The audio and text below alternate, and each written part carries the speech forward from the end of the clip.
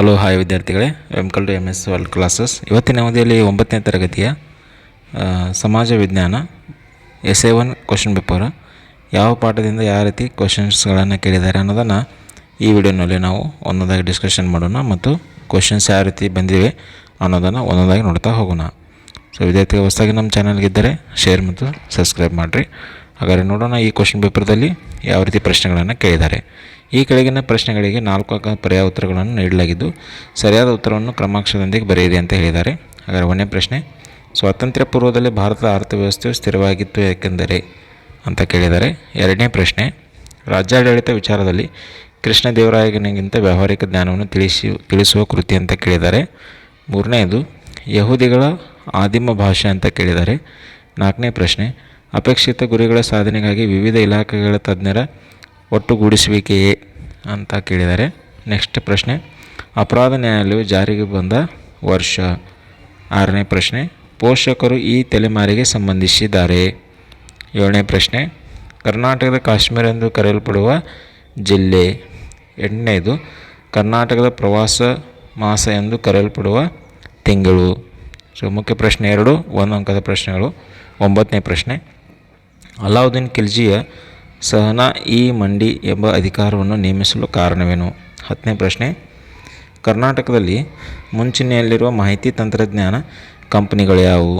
11ನೇದು, ದ್ವೈತ ಸಿದ್ಧಾಂತದ ಪ್ರತಿಪಾದಕರು ಯಾರು. 12ನೇ ಪ್ರಶ್ನೆ, 2020ನೇ ವರ್ಷದಿಂದ ಕರ್ನಾಟಕ ವಿಧಾನಸಭೆಯು 224 ಸದಸ್ಯರನ್ನಷ್ಟೇ ಹೊಂದಿರಲು ಕಾರಣವೇನು. 13ನೇದು, ಕುಟುಂಬ ಎಂದರೇನು. 14ನೇದು, ಕೇರಳ ರಾಜ್ಯದ ನ್ಯಾಯರ ಕುಟುಂಬಗಳನ್ನು ಮಾತ್ರ ಪ್ರಧಾನ ಕುಟುಂಬಗಳೆಂದು ಕರೆಯಲಾಗುತ್ತಿದೆ ಏಕೆ. 15ನೇದು, ಕರ್ನಾಟಕದ ಮೀನುಗಾರಿಕಾ ಬಂದರುಗಳನ್ನು ಹೆಸರಿಸಿ. ಮಾನವ ಶಕ್ತಿ ಮತ್ತು ಭೌತಿಕ ಸಂಪನ್ಮೂಲಗಳನ್ನು ಒಂದೆರಡೆ ಸೇರಿಸುವುದನ್ನು ಏನೆಂದು ಕರೆಯುತ್ತಾರೆ. ಮುಖ್ಯ ಪ್ರಶ್ನೆ 3, 2 ಅಂಕದ 8 ಕ್ವಶನ್ಸ್ಗಳನ್ನು ಕೇಳಿರ್ತಾರೆ. ಕೆಳಗಿನ 4 ವಾಕ್ಯದಲ್ಲಿ ಉತ್ತರಿಸಿ ಅಂತ ಹೇಳಿದ್ದಾರೆ. ಕ್ರೈಸ್ತ ಧರ್ಮ ಹೇಗೆ ಪ್ರಸಾರವಾಯಿತು. ಮೊದಲನೇ ಪಾನಿಪತ್ ಕದನದ ಪರಿಣಾಮಗಳೇನು. 19ನೇದು, ಇತ್ತೀಚೆಗೆ ಜನತಾ ನ್ಯಾಯಾಲಯಗಳು ಹೆಚ್ಚು ಜನಪ್ರಿಯವಾಗಲು ಕಾರಣವೇನು. ರಾಜ್ಯದ ಪರಿಷತ್ತಿನ ಅಥವಾ ಅಂತ ಕೇಳಿದರೆ 2 ಇದೆ ಅಥವಾ ಯಾವುದರಲ್ಲಿ ಒಂದು ಆನ್ಸರನ್ನು ಬರೀಬೇಕ್ರಿ. 20ನೇದು, ಆಧುನಿಕ ಸಮಾಜದಲ್ಲಿ ಕೇಂದ್ರ ಕುಟುಂಬಗಳು ಅಧಿಕವಾಗಿ ಕಂಡುಬರುತ್ತವೆ. ಈ ಹೇಳಿಕೆಯನ್ನು ವಿಶ್ಲೇಷಿಸಿ ಅಂತ ಹೇಳಿದ್ದಾರೆ ಅಥವಾ ಇದರಲ್ಲಿ ಇನ್ನೊಂದು ಪ್ರಶ್ನೆಯನ್ನು ಕೊಟ್ಟಿದ್ದಾರೆ, ಅದನ್ನು ನೀವು ಆನ್ಸರನ್ನು ಮಾಡ್ಬೋದು. 21ನೇ, ಕರ್ನಾಟಕದಲ್ಲಿ ಪಶ್ಚಿಮಾಭಿಮುಖವಾಗಿ ಹರಿಯುವ ನದಿಗಳನ್ನು ಹೆಸರಿಸಿ ಅಂತ ಹೇಳಿದ್ದಾರೆ. 22ನೇದು, ಬೆಂಗಳೂರು ನಗರ ಜಿಲ್ಲೆಯು ಸಾಗುವಳಿಗೆ ಲಭ್ಯವಿಲ್ಲದ ಭೂಮಿಯನ್ನು ಹೆಚ್ಚಾಗಿ ಹೊಂದಿರಲು ಕಾರಣವೇನು. 23ನೇದು, ಭಾರತೀಯ ಅರ್ಥವ್ಯವಸ್ಥೆಯ ವಲಯಗಳು ಯಾವುವು. 24ನೇ, ನಿಯಂತ್ರಣದ ಉದ್ದೇಶಗಳಾವು ಅಂತ ಕೇಳಿದ್ದಾರೆ. ಇವು 2 ಅಂಕದ ಪ್ರಶ್ನೆಗಳು. ಈಗ 3 ಅಂಕದ ಪ್ರಶ್ನೆಗಳನ್ನು ನೋಡೋಣ. ಇಲ್ಲಿ 9 ಪ್ರಶ್ನೆಗಳನ್ನು ಕೇಳಿರ್ತಾರೆ. ಹಾಗಾಗಿ ಯಾವ ರೀತಿ ಪ್ರಶ್ನೆಗಳು ಬಂದಿವೆ ಅನ್ನೋದನ್ನು ನೋಡಿ. ಮುಖ್ಯ ಪ್ರಶ್ನೆ 4, 25ನೇ, ಪಾರ್ಸಿ ಧರ್ಮವು ವೈದಿಕಾಚರಣೆಗಳಿಗೆ ಹತ್ತಿರವಾಗಿದೆ. ಈ ಹೇಳಿಕೆಯನ್ನು ಸಮರ್ಥಿಸಿ ಅಂತ ಹೇಳಿದ್ದಾರೆ. ಮಧ್ವಾಚಾರ್ಯರು ಪ್ರತಿಪಾದಿಸಿದ ತತ್ವಗಳನ್ನು ತಿಳಿಸಿರಿ ಅಂತ ಹೇಳಿದ್ದಾರೆ. 27ನೇ ಪ್ರಶ್ನೆ, ವಿಜಯನಗರ ಸಾಮ್ರಾಜ್ಯದ ಕಲೆಯ ವೈಶಿಷ್ಟ್ಯವೇನು ಅಂತ ಕೇಳಿದ್ದಾರೆ ಅಥವಾ ರಜಪೂತ್ ಅರಸರು ಸಾಹಿತ್ಯಕ್ಕೆ ನೀಡಿದ ಕೊಡುಗೆಗಳೇನು. 28ನೇದು, ರಾಜ್ಯಸಭೆಯ ರಚನೆಯನ್ನು ತಿಳಿಸಿರಿ ಅಂತ ಹೇಳಿದ್ದಾರೆ. 29ನೇ ಪ್ರಶ್ನೆ, ಕುಟುಂಬದ ಲಕ್ಷಣಗಳನ್ನು ಪಟ್ಟಿ ಮಾಡಿರಿ ಅಂತ ಕ್ವಶನ್ ಅಂತ ಬಂದಿದೆ. 30ನೇದು, ಕರ್ನಾಟಕದ ಮಲೆನಾಡನ್ನು ಕುರಿತು ಬರೆಯಿರಿ. 31ನೇ ಪ್ರಶ್ನೆ, ಕಪ್ಪು ಮಣ್ಣಿನ ರಚನೆ ಮತ್ತು ಅದರ ವಿಶೇಷಗಳ್ಯಾವುವು ಅಥವಾ ಕೃಷ್ಣಾ ನದಿಯನ್ನು ಕುರಿತು ಬರೆಯಿರಿ ಅಂತ ಹೇಳಿದ್ದಾರೆ. 32ನೇ ಪ್ರಶ್ನೆ, ಸ್ಥಿರಾತ್ಮಕ ಅರ್ಥಶಾಸ್ತ್ರವು ಚಲನಾತ್ಮಕ ಅರ್ಥಶಾಸ್ತ್ರಕ್ಕಿಂತ ಭಿನ್ನವಾಗಿದೆ ಎಂದು ಹೇಗೆ ಹೇಳುವಿರಿ.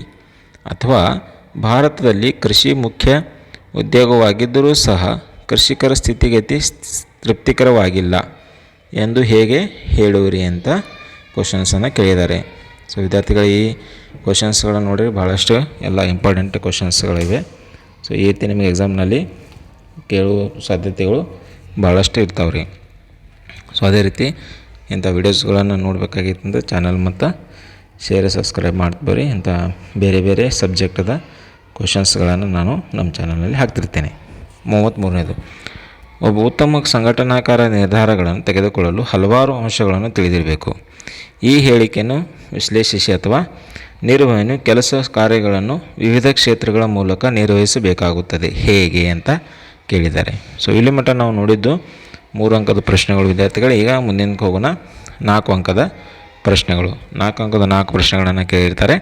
ಸೊ ಯಾವ ರೀತಿ ಪ್ರಶ್ನೆಗಳು ಬಂದಿವೆ ಅನ್ನೋದನ್ನು ಒಂದಾಗಿ ನೋಡ್ತಾ ಹೋಗೋಣ. ಸೊ ಅದರಲ್ಲಿ 34ನೇ ಪ್ರಶ್ನೆ, ಲಲಿತಾದಿತ್ಯ ಮುಕ್ತ ಪೀಠನ ಸಾಧನೆಗಳನ್ನು ವಿವರಿಸಿ ಅಥವಾ ಕೇಳಿದ್ದಾರೆ. ಇನ್ನೊಂದು, ಯೇಸು ಕ್ರಿಸ್ತರ ಬೋಧನೆಗಳನ್ನು ತಿಳಿಸಿರಿ. 35ನೇ ಪ್ರಶ್ನೆ, ಕೃಷ್ಣದೇವರಾಯನು ಅಸಾಮಾನ್ಯ ಪರಾಕ್ರಮಿ ಮತ್ತು ರಾಜನೀತಿ ನಿಪುಣನಾಗಿದ್ದನು ಎಂದು ರಾಬರ್ಟ್ ಸಿವೆಲ್ರವರು ಹೇಳಲು ಕಾರಣವೇನು ಅಂತ ಕೇಳಿದ್ದಾರೆ. 36ನೇ ಪ್ರಶ್ನೆ, ಭಾರತ ಸಂವಿಧಾನದ ಲಕ್ಷಣಗಳನ್ನು ಬರೆಯಿರಿ ಅಂತ ಹೇಳಿದ್ದಾರೆ. 37ನೇ ಪ್ರಶ್ನೆ ನೋಡಿ, ಕರ್ನಾಟಕ ಅಭಿವೃದ್ಧಿಯು ವ್ಯವಸಾಯವನ್ನು ಆಧರಿಸಿ ಸಮರ್ಥಿಸಿ ಅಂತ ಹೇಳಿದ್ದಾರೆ. ಸೊ ಇಲ್ಲಿ ಮಟ್ಟ ವಿದ್ಯಾರ್ಥಿಗಳನ್ನು ನಾವು ನೋಡಿದ್ದು 4 ಅಂಕದ ಪ್ರಶ್ನೆಗಳು. ಇನ್ನು ಮೇನ್ ಕ್ವಶನ್ 6ಕ್ಕೆ ಹೋಗೋಣ. ಇಲ್ಲಿ 5 ಅಂಕದ ಪ್ರಶ್ನೆಯನ್ನು ಕೇಳಿರ್ತಾರೆ. ಮತ್ತು ಅವತ್ತು ಕರ್ನಾಟಕದ ಚಿತ್ರ ಇಲ್ಲದ ಭಾರತ ನಕ್ಷೆ ಚಿತ್ರ ಇರುತ್ತೆ. ಹಾಗಾದ್ರೆ ಇಲ್ಲಿ ಕರ್ನಾಟಕ ನಕ್ಷೆ ಚಿತ್ರ ಕೊಟ್ಟಿದಾಗ ಅದರ ಭಾಗಗಳನ್ನು ಗುರುತಿಸಲು ಹೇಳಿರುತ್ತಾರೆ. ಸೊ ಇಲ್ಲಿ ನೋಡೋಣ ಯಾವ ಕೇಳಿದ್ದಾರೆ. ಕರ್ನಾಟಕದ ಅಂದವಾದ ಭೂಪಟ ಬರೆದು ಇವುಗಳನ್ನು ಗುರುತಿಸಿ ಅಂತ ಹೇಳಿದ್ದಾರೆ. 1ನೇದು ಘಟಪ್ರಭಾ ನದಿ, 2ನೇದು ವಾರಾಹಿ ಜಲ ವಿದ್ಯುತ್ ಯೋಜನೆ, 3ನೇದು ಮಂಗಳೂರು ಬಂದರು, 4ನೇದು ನಾಯಕನಹಟ್ಟಿ. ಸೊ ಇಷ್ಟು ವಿದ್ಯಾರ್ಥಿಗಳ ಈ 9ನೇ ತರಗತಿಯ ಸೋಷಿಯಲ್ ಸೈನ್ಸ್ ಮೇಲೆ ಬಂದಿರುವಂತಹ ಕ್ವಶನ್ಸ್ಗಳು ರೀ. ಸೊ ಅದೇ ರೀತಿ ನೀವೇನು ಮಾಡಬೇಕಂದ್ರೆ ಇಲ್ಲಿ ಇದನ್ನು ಕ್ವಶನ್ಸನ್ನೆಲ್ಲ ಬರೆದು ಆನ್ಸರನ್ನು ರೆಡಿ ಮಾಡಿರಿ. ಕಮೆಂಟ್ ಬಾಕ್ಸ್ನಲ್ಲಿ ನಿಮಗೆ ಯಾವ ಕ್ವಶನ್ಸ್ ಪೇಪರ್ದು ಆನ್ಸರ ಮತ್ತು ಕ್ವಶನ್ ಪೇಪರ್ ಯಾವ್ದು ಬೇಕಾಗಿತ್ತು ನಾನು ಕಮೆಂಟ್ಸ್ನಲ್ಲಿ ಹೇಳಿ ನಾನು ನಿಮಗೆ ಅದನ್ನು ಅವೈಲೇಬಲ್ ಮಾಡ್ತೀನಿ. ಸೊ ಇನ್ನೂ ಚಾನಲನ್ನು ನಮ್ಮ ಸಬ್ಸ್ಕ್ರೈಬ್ ಮಾಡಲಾಗಿದ್ದರೆ ಶೇರ್ ಮತ್ತು ಸಬ್ಸ್ಕ್ರೈಬ್ ಮಾಡಿ ಮತ್ತು ಇಂಥ ವಿವಿಧ ವಿಡಿಯೋಗಳನ್ನು ನೋಡಲು ಚಾನಲ್ನಲ್ಲಿ ಫಾಲೋ ಮಾಡ್ತಾ ಬರ್ರಿ. ಸೊ ಇನ್ನೊಮ್ಮೆ ರಿವೈಸ್ ಮಾಡೋ ಕ್ವಶನ್ಸನ್ನು ನಾನು ಸ್ಕ್ರೋಲ್ ಮಾಡ್ತೀನಿ. ಸೊ ನೀವು ನೋಡ್ತಾ ಹೋಗಿ ನಿಮಗೆ ಕ್ವಶನ್ಸ್ಗಳ ಎಲ್ಲ ಗೊತ್ತಾಗುತ್ತೆ ಯಾವ ಕ್ವಶನ್ಸ್ ಹೇಗೆ ಮತ್ತೊಮ್ಮೆ ರಿಪೀಟ್ ಮಾಡ್ತೀನಿ.